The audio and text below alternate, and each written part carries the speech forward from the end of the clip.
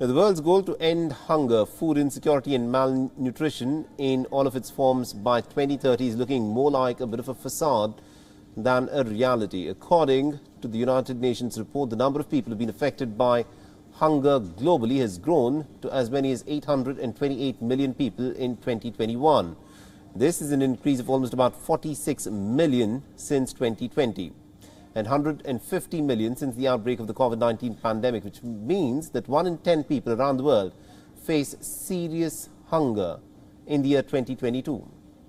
The 5 United Nations agencies behind this report have said that as the war rages on in Ukraine, involving 2 of the biggest global producers of staple cereals, oilseeds and fertilizers, this has disrupted international supply chains. The Ukraine war is also hiking the prices of grain, fertilizer, energy and ready-to-use therapeutic food for children with severe malnutrition. Nearly about 2.3 billion people in the world are said to be moderately or severely food insecure in 2021. The gender gap in food insecurity continues to rise in 2021. 31.9% of the women in the world are moderately or severely food insecure, in comparison with 27.6% of the men, a gap of almost more than 4 percentage points, in comparison with 3 percentage points that existed in 2020. An estimate given by the WHO report states that 45 million children under the age of 5 suffer from wasting, the deadliest form of malnutrition, which increases the children's risk of death by up to 12 times.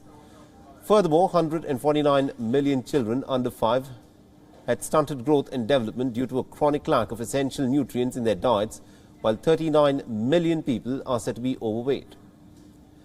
Projections suggest that nearly 670 million people still will face hunger in 2030.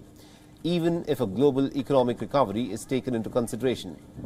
This is a similar number to 2015, when the goal of ending hunger, food insecurity and malnutrition by the end of the decade is to be launched under 2030.